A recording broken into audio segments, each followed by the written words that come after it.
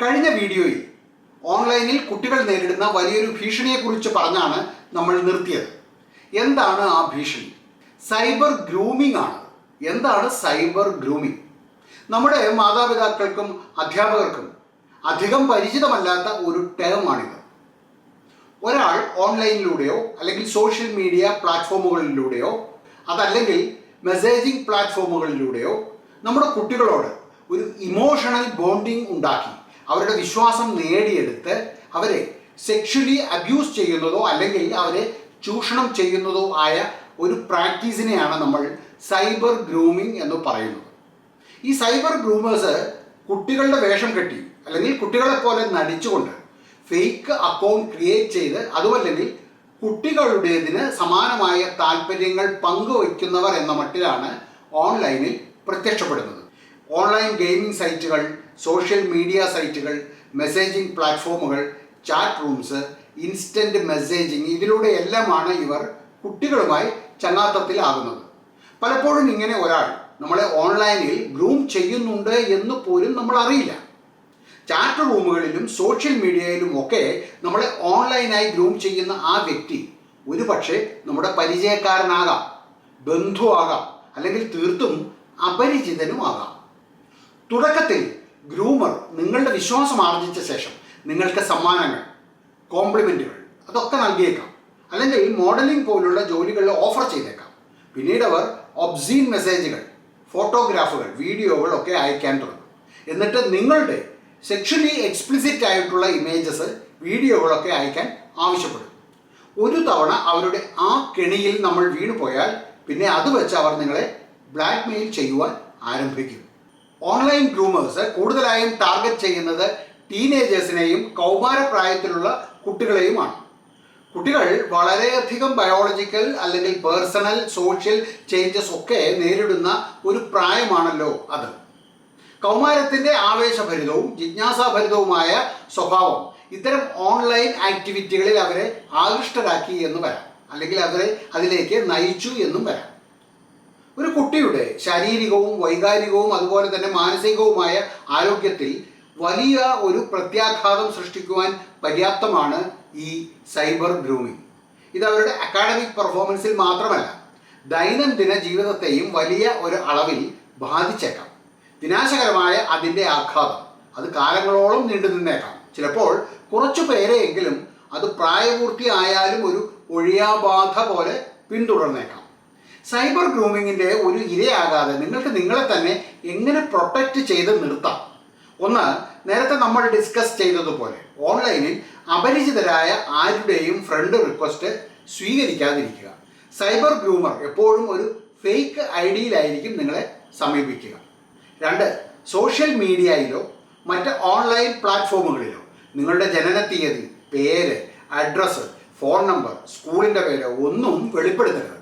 Social media പ്ലാറ്റ്ഫോമുകളിൽ അവരുടെ privacy സെറ്റിങ്സിൽ പോയി നിങ്ങളുടെ പോസ്റ്റുകൾ ആരൊക്കെ കാണണം എന്ന് നിങ്ങൾക്ക് തന്നെ തീരുമാനിക്കാം. നിങ്ങളുടെ പ്രൊഫൈൽ ആക്സസ് ചെയ്യുന്നത് നിങ്ങളുടെ സുഹൃത്തുക്കൾക്ക് മാത്രമായി പരിമിതപ്പെടുത്തുക. മൂന്ന്, നിങ്ങളെ പരിചയപ്പെടുന്ന ആ അപരിചിതൻ പെട്ടെന്ന് തന്നെ നിങ്ങളുടെ അപ്പിയറൻസിനെ കുറിച്ചൊക്കെ വളരെയധികം പോഴുകയാണെങ്കിൽ ശ്രദ്ധിക്കുക, അത് ഒരു കെണിയാണ്. നാല്, ഒരാൾ നിങ്ങളുടെ ഫിസിക്കൽ സെക്ഷൽ അപ്പിയറൻസിനെ കുറിച്ചൊക്കെ ചോദ്യങ്ങൾ ആരംഭിച്ചാൽ ഒരു കാരണവശാലും അതിനെ വഴങ്ങരുത്. മാത്രമല്ല അത് തനിക്ക് ഒട്ടും കംഫർട്ടബിൾ അല്ല എന്നുകൂടി അയാളെ അറിയിക്കുക. പിന്നെയും അയാളത് തുടർന്നാൽ മാതാപിതാക്കളെ വിവരങ്ങൾ അറിയിക്കുക. അഞ്ച്, നിങ്ങളുടെ സെക്ഷലി എക്സ്പ്ലിസിറ്റ് ഫോട്ടോയോ വീഡിയോയോ ഒരാൾ ആവശ്യപ്പെടുന്ന പക്ഷം അയാളോട് പിന്നീട് സംസാരിക്കാതിരിക്കുക. ഉടനെ തന്നെ അയാളെ ബ്ലോക്ക് ചെയ്യുക. ആറ്, നിങ്ങളുടെ ചാറ്റ് പാർട്ട്ണർ വെബ്കാം ഓൺ ചെയ്യാത്തിടത്തോളം നിങ്ങളുടെ വെബ്കാമും ഒരിക്കലും ഓൺ ചെയ്യാതെ ഇരിക്കുക. ഏഴ്, നിങ്ങളുടെ ചാറ്റുകൾ രഹസ്യമാക്കി വയ്ക്കുവാൻ ഒരാൾ ആവശ്യപ്പെടുന്നു എങ്കിൽ വിവരം മുതിർന്നവരെയും മാതാപിതാക്കളെയും നിർബന്ധമായും ധരിപ്പിക്കുക. എട്ട്, ഓൺലൈനിൽ പരിചയപ്പെട്ട ഒരു വ്യക്തിയെ കാണുവാൻ ഒരിക്കലും തനിച്ചു പോകരുത്. അങ്ങനെ പോകണമെന്ന് തോന്നുന്നു എങ്കിൽ നിങ്ങളുടെ സുഹൃത്തിൻ്റെയോ മുതിർന്ന ഒരാളുടെയോ കൂടെ മാത്രം പോകുക. 9, അറിയപ്പെടാത്ത സോഴ്സസിൽ നിന്നുമുള്ള സോഫ്റ്റ്വെയറുകൾ, ആപ്പുകൾ, ഡേറ്റിംഗ് ആപ്പുകൾ, ഓൺലൈൻ ഗെയിമുകൾ ഒന്നും ഇൻസ്റ്റാൾ ചെയ്യാതിരിക്കുക. ചാറ്റ് റൂമുകളിൽ ചാറ്റ് ചെയ്യുമ്പോൾ നിങ്ങളുടെ ഒരു പേഴ്സണൽ വിവരങ്ങളും വെളിപ്പെടുത്തരുത്. Always limit your identity.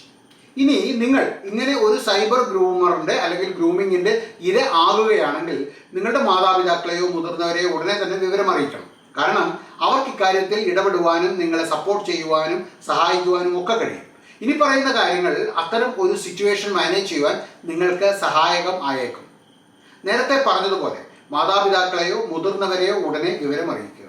അവർക്ക് നിങ്ങളെ സഹായിക്കുവാൻ കഴിയും. ഗ്രൂമറെ ബ്ലോക്ക് ചെയ്യുക. എല്ലാ സോഷ്യൽ മീഡിയയും അതിനുള്ള അവസരം നമുക്ക് നൽകുന്നുണ്ട്.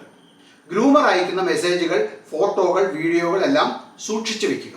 ആ മെസ്സേജുകൾ, ഫോട്ടോകൾ, വീഡിയോകളെല്ലാം പിന്നീട് ഗ്രൂമർക്കെതിരെ ഒരു നിയമ നടപടിയിലേക്ക് നമുക്ക് നീങ്ങേണ്ടി വരുമ്പോൾ അതൊരു തെളിവായി നമുക്ക് എടുക്കുവാൻ സാധിക്കും. ആവശ്യമെങ്കിൽ മാതാപിതാക്കൾ അടുത്തുള്ള പോലീസ് സ്റ്റേഷനിൽ ഗ്രൂമർക്കെതിരെ പരാതി കൊടുക്കാവുന്നതാണ്. ഓർക്കണം, സെക്ഷലി എക്സ്പ്ലിസിറ്റ് കോണ്ടന്റ് പ്രൊഡ്യൂസ് ചെയ്യുന്നതും പബ്ലിഷ് ചെയ്യുന്നതും ട്രാൻസ്മിറ്റ് ചെയ്യുന്നതും 2000 ഇൻഫർമേഷൻ ടെക്നോളജി ആക്ട് പ്രകാരം കുറ്റകരമാണ്, ശിക്ഷാർഹമാണ്. ഇനി നമ്മൾ പറയുവാൻ പോകുന്നത് കുട്ടികൾ സാധാരണ പോയി വീഴുന്ന മറ്റൊന്ന് ഓൺലൈൻ ഗെയിമിംഗ് ആണ്. അതിനെക്കുറിച്ചാണ് നമ്മൾ പറയുന്നത്. എങ്ങനെയാണ് ഓൺലൈൻ ഗെയിമിംഗ് ഒരു സൈബർ സുരക്ഷാ ഭീഷണിയാകുന്നത്? ഒട്ടനേകം കുട്ടികൾ, ചെറുപ്പക്കാർ എല്ലാവരും ഓൺലൈൻ ഗെയിമിങ്ങിൻ്റെ ഭാഗമാണ്. ഭാവിയിൽ ഇങ്ങനെയുള്ളവരുടെ എണ്ണം 10 മടങ്ങായി വർദ്ധിക്കുകയും ചെയ്യും. നമ്മുടെ എല്ലാം ഓൺലൈൻ ആക്ടിവിറ്റി കൂടുമ്പോൾ സൈബർ കുറ്റവാളികളും കൂടുന്നു. കാരണം അവർക്കുള്ള ഇരകളുടെ എണ്ണം വർദ്ധിക്കുന്നു എന്നതാണ് കാരണം. ഇന്ത്യയിൽ ഗെയിമിംഗ് സൈറ്റുകളുടെ എണ്ണവും അതിൽ കളിക്കുന്നവരുടെ എണ്ണവും നാൾക്ക് നാൾ വർദ്ധിച്ചു വരുന്നുണ്ട്. അതാണ് കണക്കുകൾ സൂചിപ്പിക്കുന്നത്. എളുപ്പത്തിൽ ആക്സസ് ചെയ്യുവാൻ പറ്റുമെന്നതും ഒപ്പം വൈവിധ്യമേറിയ ഗെയിമിംഗ് പ്ലാറ്റ്ഫോമുകൾ ഉണ്ട് എന്നതുമാണ് ഈ ഒരു രംഗത്തേക്ക് പലരെയും ആകർഷിക്കുവാൻ കാരണം. മൊബൈലുകളിൽ, കൺസോളുകളിൽ, കമ്പ്യൂട്ടറുകളിൽ, പോർട്ടബിൾ ഗെയിമിംഗ് ഡിവൈസുകളിൽ, എന്തിന് സോഷ്യൽ മീഡിയ പ്ലാറ്റ്ഫോമുകളിൽ വരെ ഇങ്ങനെയുള്ള ഗെയിമുകൾ കളിക്കുവാൻ പറ്റും. ഗെയിമിംഗ് കൺസോളുകൾ ഒരു കമ്പ്യൂട്ടർ പോലെ തന്നെയാണ്. അവിടെ നമ്മൾ ഒരു അക്കൗണ്ട് ക്രിയേറ്റ് ചെയ്യണം, ലോഗിൻ ചെയ്യണം, ഹെഡ്സെറ്റ് വേണം, വെബ്കാം വേണം, ഇങ്ങനെ പലതും വേണം. കോടിക്കണക്കിന് യൂസേഴ്സുമായി കളിക്കുക മാത്രമല്ല, അവരുമായി സംസാരിക്കുന്നു, വ്യൂസ് ഷെയർ ചെയ്യുന്നു, അവരെ കൂട്ടുകാരാക്കുന്നു, അവിടെ ഗ്രൂപ്പുകൾ ഉണ്ടാക്കുന്നു, ടീമുകൾ ഉണ്ടാക്കുന്നു. അങ്ങനെ വലിയ ഒരു ലോകമാണ് അവിടെയുള്ളത്.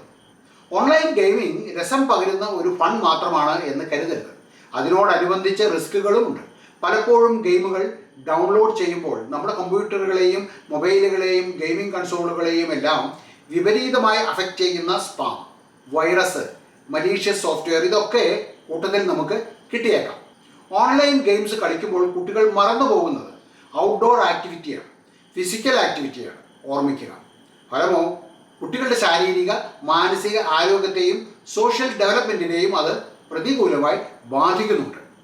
എന്തൊക്കെയാണ് ഓൺലൈൻ ഗെയിമുകളുടെ റിസ്ക്? ഒട്ടേറെ അഗ്രസീവായ പ്ലെയേഴ്സ് അവിടെ ഉണ്ടാവും. അവർ നിങ്ങളെ ബുള്ളി ചെയ്തു എന്ന് വരാം. ചിലരൊക്കെ മറ്റുള്ളവരെ ബുള്ളി ചെയ്യുവാനും ഹരാസ് ചെയ്യുവാനും മാത്രം വരുന്നവരാകാം. അവർ സഭ്യമല്ലാത്ത ഭാഷ പ്രയോഗിച്ചു എന്നും വരാം. നിങ്ങളെ ചീറ്റ് ചെയ്തു എന്നും വരാം.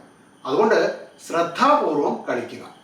അനവധി മുതിർന്നവരും സൈബർ ക്രിമിനലുകളും ഒരു കുട്ടി എന്ന രീതിയിൽ അഭിനയിച്ചുകൊണ്ട് അവിടെ ഉണ്ടാകും. അവർ നിങ്ങളോട് ചങ്ങാത്തം കൂടും, നിങ്ങൾക്ക് ഗെയിമിൻ്റെ ടിപ്സ് പറഞ്ഞു തരും, നിങ്ങളുമായി പോയിന്റ്സ് പങ്കുവെക്കും. അങ്ങനെ നിങ്ങളുടെ വിശ്വാസം അവർ പിടിച്ചു വെച്ചു.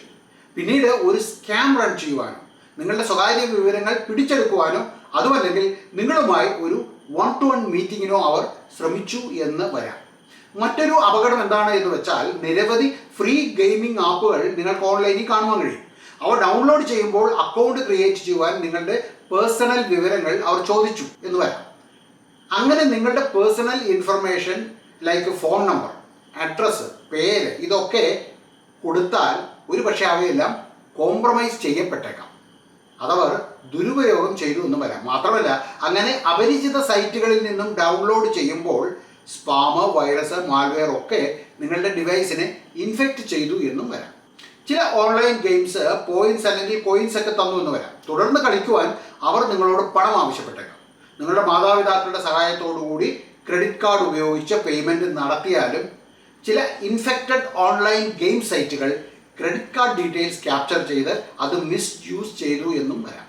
ഇപ്പോൾ പറഞ്ഞ കാര്യങ്ങൾ മനസ്സിലാക്കുകയും തിരിച്ചറിയുകയും അവയെക്കുറിച്ചുള്ള വ്യക്തമായ ഒരു അവബോധം സൃഷ്ടിക്കുകയും മുൻകരുതലുകൾ എടുക്കുകയും ചെയ്താൽ സേഫായി ഓൺലൈൻ ഗെയിംസ് കളിക്കാം. നമുക്ക് ഇക്കാര്യത്തിൽ എടുക്കുവാൻ കഴിയുന്ന മുൻകരുതലുകൾ എന്തെല്ലാമാണ്? ഒന്ന്, നമ്മുടെ സ്വകാര്യ വിവരങ്ങൾ, പേര്, അഡ്രസ്സ്, ഫോൺ നമ്പർ, ജനന തീയതി ഒന്നും ആരുമായും ഷെയർ ചെയ്യരുത്. കാരണം ഓൺലൈനിൽ നിങ്ങൾ പരിചയപ്പെടുന്ന വ്യക്തിയെയോ വ്യക്തിയുടെ ഉദ്ദേശ ലക്ഷ്യങ്ങളോ നിങ്ങൾക്ക് എന്തൊക്കെയാണ് എന്ന് ഒരിക്കലും അറിയുന്നുണ്ടാവില്ല.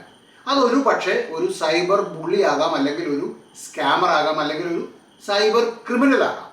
2, നിങ്ങളുടെ മാതാപിതാക്കളുടെ ക്രെഡിറ്റ് ഡെബിറ്റ് കാർഡ് വിവരങ്ങൾ ഓൺലൈനിൽ ആരുമായും ഷെയർ ചെയ്യരുത്. 3, ഒരിക്കലും വിശ്വാസയോഗ്യമല്ലാത്ത സൈറ്റുകളിൽ നിന്ന് ഗെയിമുകൾ ഡൗൺലോഡ് ചെയ്യരുത്. ഇമെയിലിൽ വരുന്ന ലിങ്കുകൾ, മെസ്സേജുകളിൽ വരുന്ന ലിങ്കുകൾ ഒന്നും ഓപ്പൺ ചെയ്യരുത്. സൈറ്റ് അഡ്രസ് HTTPS ആണോ എന്നുകൂടി നോക്കുക. 4, കമ്പ്യൂട്ടർ ആണെങ്കിലും മൊബൈലിലാണെങ്കിലും നല്ലൊരു ആൻറ്റിവൈറസ് ഇൻസ്റ്റാൾ ചെയ്യുവാൻ ശ്രദ്ധിക്കുക. അത് കൃത്യമായ ഇടവേളകളിൽ അപ്ഡേറ്റ് ചെയ്യുക. 5, പാസ്വേഡ് ആരുമായും ഷെയർ ചെയ്യരുത്. ഗെയിമിംഗ് അക്കൗണ്ടുകൾക്ക് ഒരു കോംപ്ലക്സ് പാസ്വേഡ് തന്നെ നൽകുക. കൃത്യമായ ഇടവേളകളിൽ പാസ്വേഡുകളും മാറ്റിക്കൊണ്ടിരിക്കുക.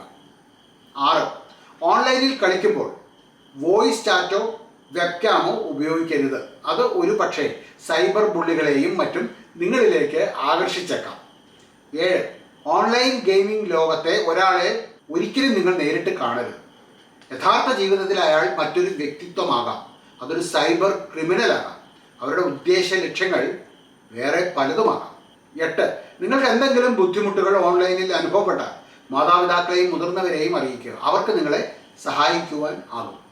നിങ്ങളുടെ കുട്ടികളുടെ ലോകം ഓൺലൈനിൽ നിന്നും പുറത്തു വന്ന് റിയൽ വേൾഡിലെ ഔട്ട്ഡോർ ഗെയിംസിനെ കൂടി പരിചയപ്പെടുത്തുക. അവിടെ നിങ്ങൾക്ക് നല്ല കൂട്ടുകാരെ കണ്ടെത്തുവാനും കഴിയും. അതുണ്ടാക്കുന്ന മാനസിക, ശാരീരിക ഉല്ലാസം, ആരോഗ്യം ഒക്കെ ഒരിക്കലും നിങ്ങൾക്ക് ഓൺലൈനിൽ ലഭിക്കില്ല. ഇനിയുമുണ്ട് സൈബർ ഇടങ്ങളിൽ നിരവധി ചതിക്കുഴികൾ. ഇമെയിൽ ഫ്രോഡുകൾ, ഓൺലൈൻ ട്രാൻസാക്ഷനിലെ ഫ്രോഡുകൾ, സോഷ്യൽ മീഡിയയിൽ ഒളിഞ്ഞിരിക്കുന്ന തട്ടിപ്പ് വിദഗ്ധർ, അങ്ങനെ ഒട്ടനേകം ചതിക്കുഴികളുണ്ട്. മുൻപ് ഞാൻ ചെയ്ത ചില വീഡിയോകളിൽ ഇതിനെക്കുറിച്ചെല്ലാം വളരെ വിശദമായിട്ട് പ്രതിപാദിച്ചിരുന്നു. നമ്മുടെ മക്കളെ, നമ്മുടെ കുട്ടികളെയൊക്കെ സൈബർ ഇടങ്ങളിൽ പതിയിരുന്ന് വീഴ്ത്തുന്ന ചതിയന്മാരെ കുറിച്ചാണ് നമ്മൾ ഇത്രയും നേരം സംസാരിച്ചത്. ഈ വീഡിയോ നിങ്ങൾക്ക് ഉപകാരപ്രദമായി എന്ന് തോന്നുന്നുവെങ്കിൽ മറ്റുള്ളവർ കൂടി ഒന്ന് ഷെയർ ചെയ്ത് കൊടുക്കുവാൻ മറക്കരുത്. നിങ്ങൾ അറിയുന്ന മാതാപിതാക്കൾക്കും അധ്യാപകർക്കും കൂടി ഇതൊന്ന് ഷെയർ ചെയ്ത് കൊടുക്കുക. പുതിയ ഒരു വീഡിയോയുമായി വീണ്ടും വരുന്നത് വരെ നന്ദി, നമസ്കാരം.